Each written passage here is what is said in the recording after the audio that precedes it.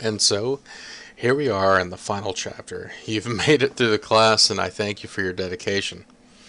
Uh, we over this class, we've looked at trends, ideas being reacted to, being reacted against, and being reacted with those things that came before them. We've seen man, the human animal, grow and spread and learn and evolve, transform ideas, and what started out as a very small world has gotten bigger and smaller at the same time. Bigger in terms of what ideas are available, smaller in terms of what's left to cover, seemingly. In the previous chapter of pop art, we saw the media, we saw the cult of identity, and we saw um, representation get assaulted in processes. We've seen abstract art and conceptualism take a front seat. Now, in this contemporary age, and mind you, this contemporary chapter is covering a time from the last, say, 30 years at the best, but it's not even the most recent stuff. Make a note of when the book was published, and even then, it's only covering things that it knows about. What you have to remember is that whatever's happening right now hasn't been put in the books. It has to percolate, it has to rise to the top, and then art historians take a couple of years to discuss it and try to fit it into a box, give it a particular ism of sorts, a label that can then be categorized further and put into a textbook for us to study. And these are just a few of the most profound recent works. Now, Chuck Close is the first one, and I'm only looking at a few. We've got 20 slides here, and half, well, not a half, but a quarter of it is just a few images, a few extra images of one of my favorite artists to look at. I just want to share because one image really doesn't share that much. Moving on, Chuck Close gives us a vast inventory of portraits from the mind of a man who is dyslexic, who has attention deficit disorder, and who had it for a long time. It's not just in the past 10 years or 5 years, but has had it, has been dyslexic and has dealt with these things all of his life. He breaks images down into squares to keep his attention. His words, and creates these myriad portraits of himself and others in various media, whether it's painting, cut pieces of paper, thumbprints.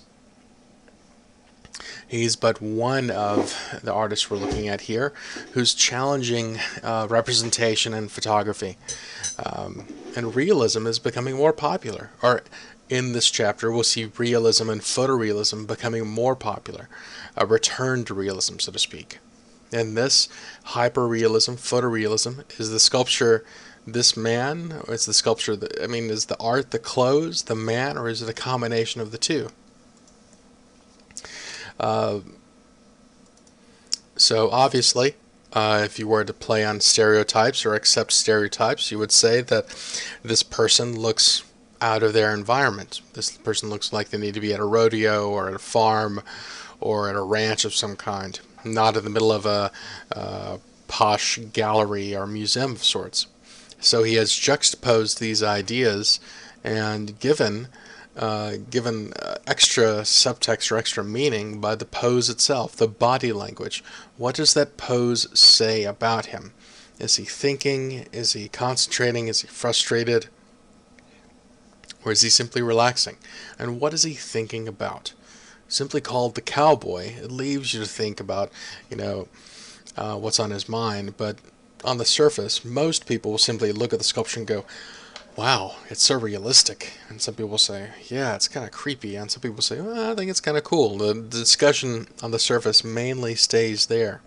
But there is more to think about if you look at the whole of sculpture and where it's coming from and how far we've come.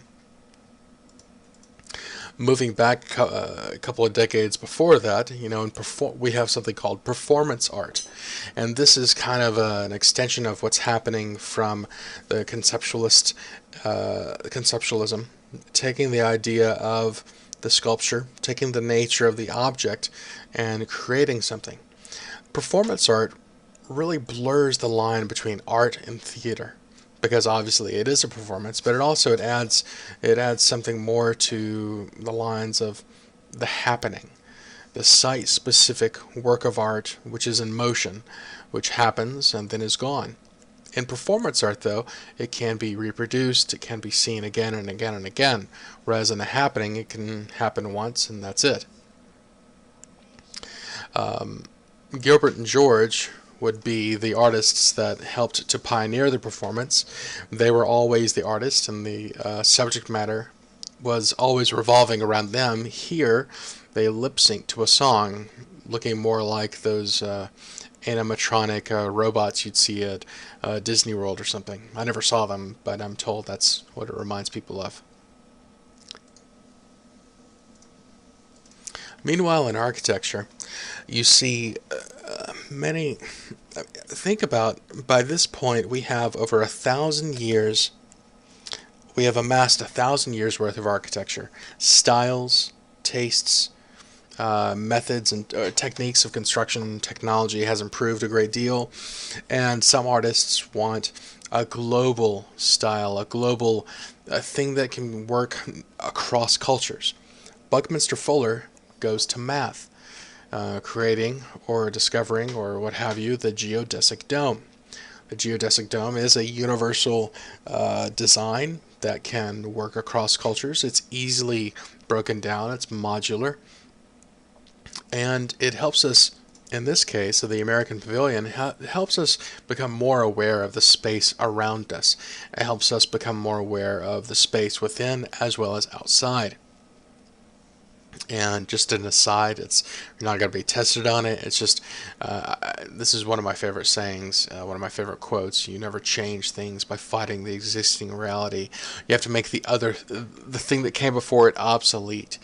I find that so inspiring to constantly push yourself and try and improve upon what's been made before.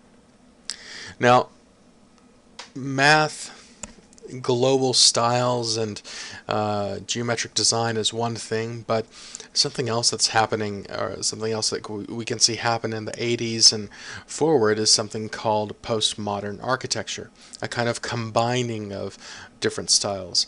Here you have a very modern geometric design combined with the neoclassical style of the Louvre building itself. So the Baroque, the neoclassical, the modern combine to create this wonderful juxtaposition for you to think about.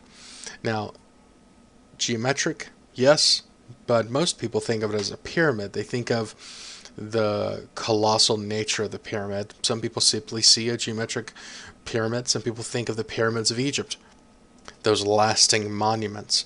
And so one may think about the monument that is art. Some may think of the institution that is art, the monuments themselves. There's a combination here that we'll see, not just in this case, but in other buildings. One of the other trends within postmodern architecture was deconstruction. And as well, we're seeing different shaped buildings. In the age of steel and glass, and when high-rises were first getting built, we saw Renaissance and Gothic decorations put on these new technologies, put on these new buildings. But now the buildings themselves are taking new shape. The nature of the building, the guts of the building, the pipes and vents are being made visible, and so the nature of the building is being reevaluated, challenged, and re-presented in a new way.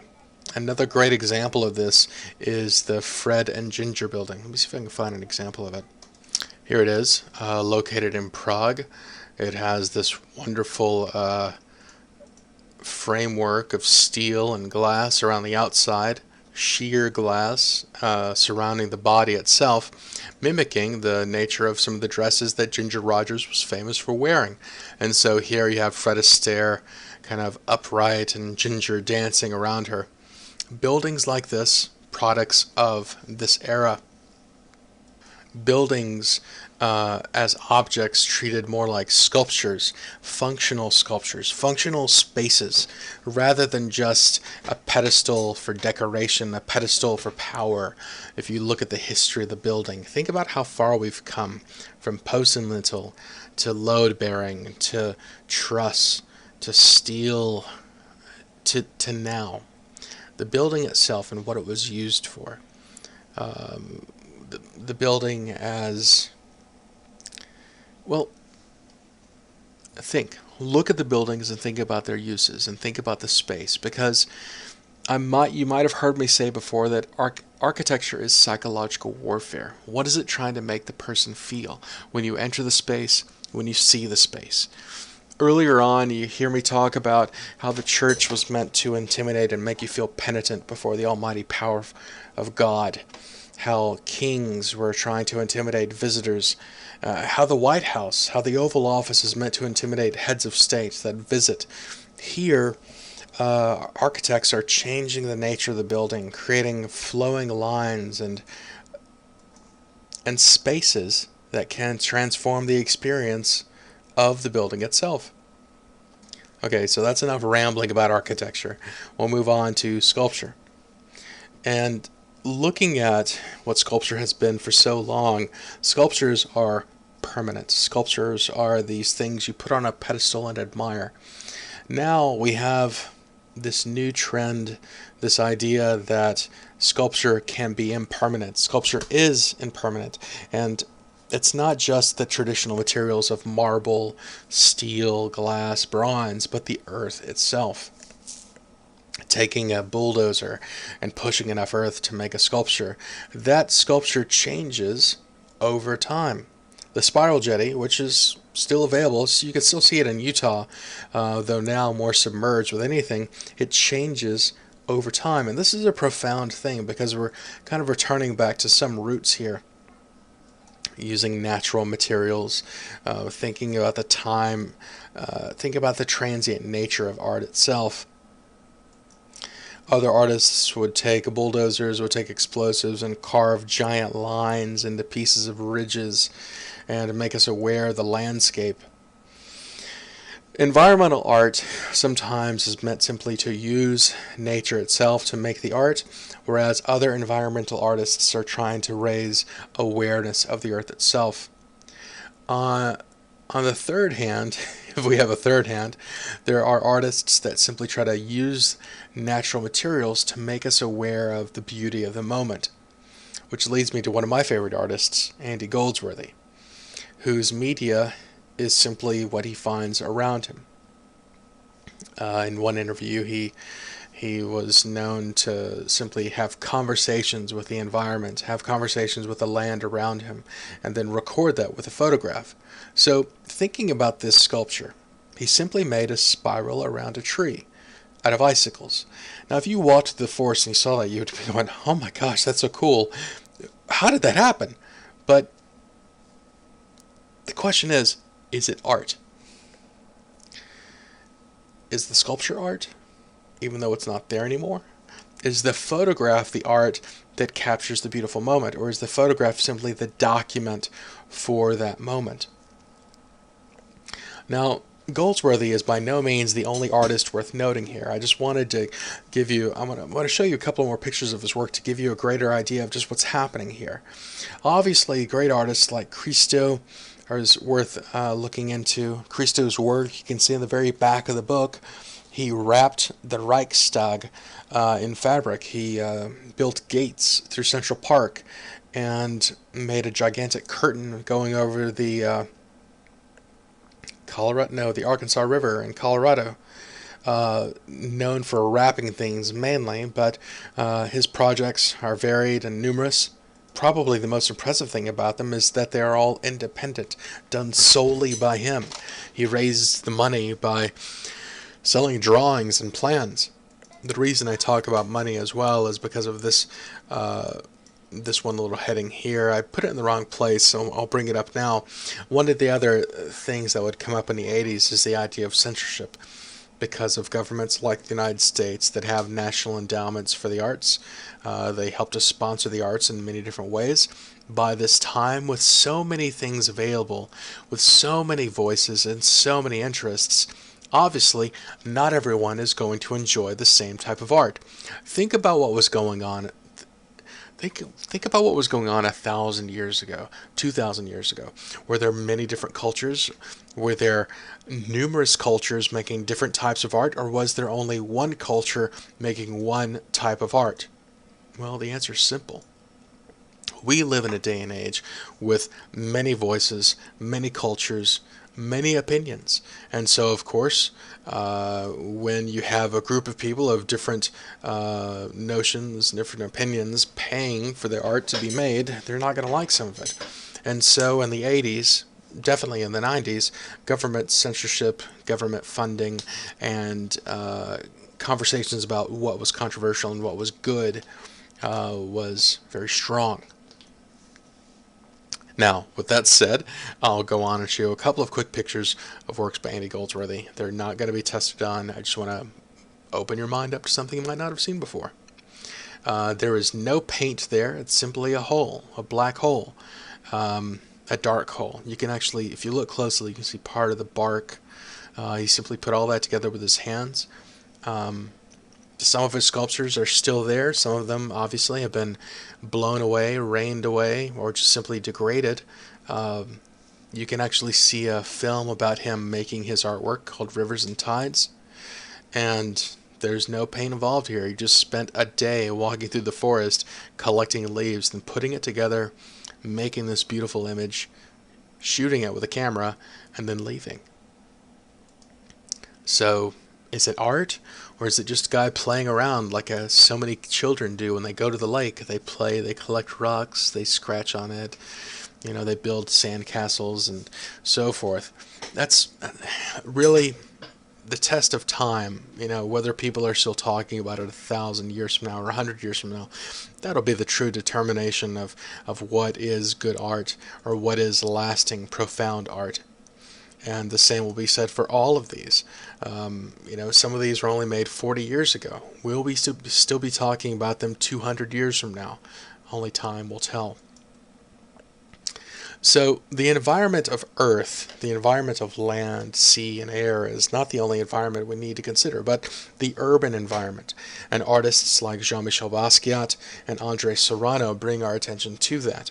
Where this man appears to be perhaps a model or a cowboy, upon closer look and study, you'll realize that he's not this high-fashion model. He's actually wearing some knockoff clothing, and those clothes are his own personal clothes to stay warm. The man is homeless. Whereas Basquiat takes influence from graffiti and the urban environment of the streets and the alleys and the posters and the signs and all of the things that he sees around him, taking all of that together and mashing it up and mixing it up on canvas, of which you can see his images in the book. Meanwhile, environmental art is not just the environment itself, but the environment, the space that we experience.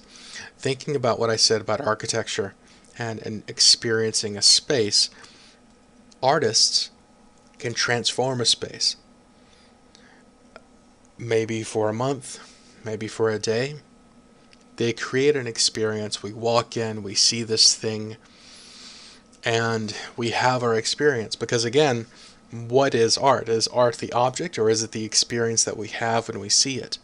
Those are the things that we really have to think about now. Art was so clearly defined for so many hundreds of years. This is an object, we look at it, it's meant to be beautiful, it's meant to educate, or it's meant to inspire. But now art can be made for so many more reasons, and we've seen that grow and develop. Here, Jenny Holzer takes truisms, what she calls a truism, these small little 2, 3, 4-word phrases, and represents them in many different ways. If you take the phrase, "I love you," and if you see it carved in stone, it makes you feel, it makes you imagine or think of a certain thing. If you see "I love you" in neon and a sign by a casino, it makes you think something else. But if you see "I love you" drawn onto a person's skin with an ink pen slightly blurred, that would give you a very different feeling. So Holzer will take these statements that she comes up with, or that she takes and appropriates, what have you. She'll take them and represent them in many different ways. Here, inside the Guggenheim, she's taken electric lettering, electric sign letters, and the words actually move up the staircase. In some cases, they simply stay there and flash, and sometimes they simply change. And so, discard objects, forget truths, and all these other things are reminding us. And growing up in such, or living in such a visual culture now, we are assaulted with images. We are assaulted with words, whether it's a billboard, whether it's an app, or an ad in YouTube, or an ad somewhere else. Holzer is challenging how we see these statements, taking away the glitz and the glam and the substance of images and focusing solely on the abstract idea of the words and the statements themselves. Meanwhile, understand that we've looked at many different ideas so far. Traditions of painting, returns to realism, concerns in sculpture, and all of these are very different styles, each one with different agendas. It's not just one chapter about one thing anymore. Multiple voices, multiple cultures and subcultures, all wanting to be heard. Which one is the most new? Which one is the most important? That's really not a conversation that we have to have anymore. We simply need to recognize and understand, because all of these things coming together will shape what happens next. The growing presence of feminism in the 60s and 70s, 80s, and so forth produced as well feminist art, and continues to produce feminist art. Here, playing in the idea of the triangle, the Trinity, and of course the Last Supper of Christ, Judy Chicago's Dinner Party presents all of these things mixed together, but with a very female-specific lens, by presenting food that plays on female genitalia and female everything in the dinner setting. What's for dinner, the setting, the design, everything is there, going back to femininity. Now, it's not just some kind of kitschy female genitalia and everything. Each setting has a clear message which refers back to Christianity, art history, or something specific in each one. So there's a clear message there with strong intent and strong research. It's not simply slapped together in a couple of long or 3 long tables. Meanwhile, race, gender, these things were never really discussed before. Gender, and remember, sex is biological, gender is a social construct. Here, gender is being played on in imagery, plays, and I don't mean play in some kind of insulting way, but the play on words, that kind of usage, that kind of context here. Gender images, gender ideas, issues of race, all of these things are getting explored. Morimasa uses himself like Cindy Sherman does. Cindy Sherman uses herself in self-portraits.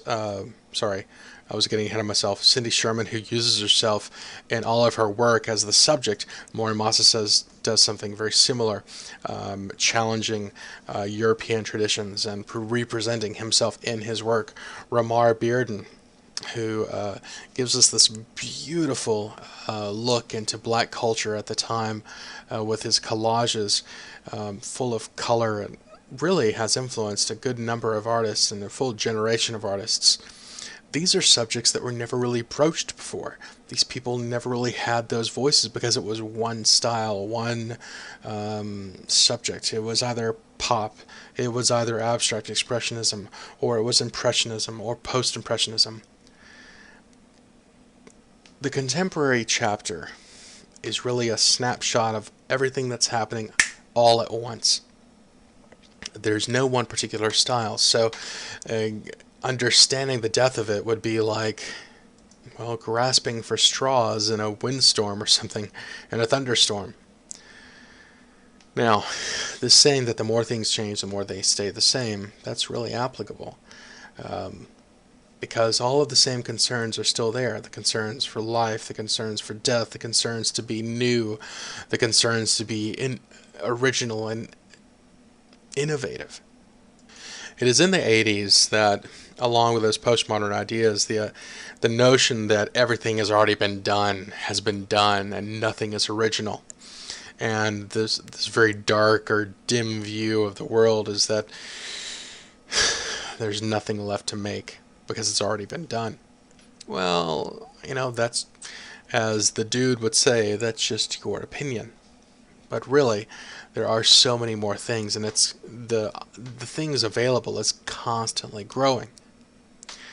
Now, I would feel terrible if I did not bring up the beauty of the Vietnam Veterans Memorial, because it's one of those controversial pieces that raised many eyes. Why would you have a memorial like this without sculptures of people, without sculptures of soldiers looking strong and proud and tall, and why would you have just a wall? But if you've seen it, it gets you. It makes sense. This was a product of this time, this contemporary period of, say, 30, 40 years. Because a memorial, in this case, is about remembering, is about memory. And so, by having the names of the soldiers there, she is commemorating each individual soldier and not this abstract notion of a soldier. If you look at the Korean War Memorial, which is, I believe, not far from this, it's just a couple 100 yards or 100 yards or a couple dozen yards, I don't remember exactly how far, you have these 4 or 5 soldiers walking through, and they're surrounded by trees. And so in that, you have this abstract notion of soldiers walking, tired. It's very abstract, very broad, but here you have this wall that has names with each individual soldier, this wall that is polished so clean you can see yourself. So it becomes a transformative experience because you are in the wall and you are not in the wall. People leave it, and even from far away, you don't see the whole thing at first. Depending on where you approach the memorial, you're only seeing a part of it, and it gets bigger, and it gets bigger. So, thinking about art as an experience becomes even more important. Whether you're looking at sculpture, whether you're looking at painting, whether you're looking at happenings, or whether you're looking at spaces, it's important to think about the conversation between the art and yourself. Our last slide is talking about photography and video art. The ideas of what can be made into art were blown out of the water with things like collage and decoupage. Think about the doors that were opened, the ideas that were opened with the invention of the camera. So I don't have to worry about making photorealistic stuff. I can do this, I can do this. So Impressionism comes, Post-Impressionism comes, abstraction in the early 20th century opens the doors because there's this gradual growth towards abstraction. Now, that's not necessarily the only thing. You have the pendulum swinging towards abstraction, away from realism, and then in the middle 20th century, you have realism again, and then you have abstraction again, and then at the end of the 20th century, you have that return to realism. And over the course of that 100 years, you have new media like acrylic, like fiberglass, and they expand the vocabulary of what, or not the vocabulary, they expand the tools available to artists to make work. And now in the end of the 80s, you have things like the video camera to, mind you, motion pictures have been around for 100 years, but the video camera itself made art even more, or made video art even more agile, mobile, and hostile. So artists like Nam June Paik and Bill Viola can create more innovative motion pictures, more innovative experiences, as it were. And as I've said before, as the world gets bigger and smaller at the same time, we get voices from around the world. And so it's not just one region which dominates style, which dominates taste, but simply now that the world is so open to us through the computer, through television, through what have you, we're allowed to see all of these different things. We're allowed to see these things, make our choices. There's only one word here in this geodesic dome, and I feel like I need to have some kind of profound statement for you, but here's my suggestion for you, my challenge for you. Take more than 6 seconds to look at a work of art and think about it. Ask yourself, do you like it? Do you not like it? And then ask yourself why you like it or don't like it. Ask yourself, what is the artist trying to say? And what does it say to you? Because those two things aren't always the same. You know, when you look at this work, do you like it? Do you think the artist is saying something about music? Or is the artist saying something else? What does it say to you? Those three questions, do you like it? What is the artist trying to say? And what does it mean to you? Can tell you a whole lot more than anything else you might learn in this book. Try to keep an open mind, because the definitions for what is art, the possibilities for what is art, and the possibilities for making, the possibilities for more perspectives, more opinions, is only going to continue to grow, thankfully, because we have choice, because we have the freedom to explore all of those different voices, all of those different interests. I hope that makes sense. I hope it helps. And this was a bit ramblet. I kind of rambled a bit, and hopefully it made sense. There's no one key point to the contemporary chapter, but understanding the multiple voices and how we're going to continue, it doesn't end here, it just keeps going. That's really the important thing to realize when reading this chapter. As always, if you have any questions, please don't hesitate to ask. If you're in the online class, please remember that you don't have the usual extra time to provide feedback on your peers. You're going to need to be really quick with your peer feedback, and don't forget to post your work. Thanks again for your dedication and time in class. And let me know if you have any questions, either by email, by phone, by dropping by, or dropping me a message in Blackboard. Thanks a lot.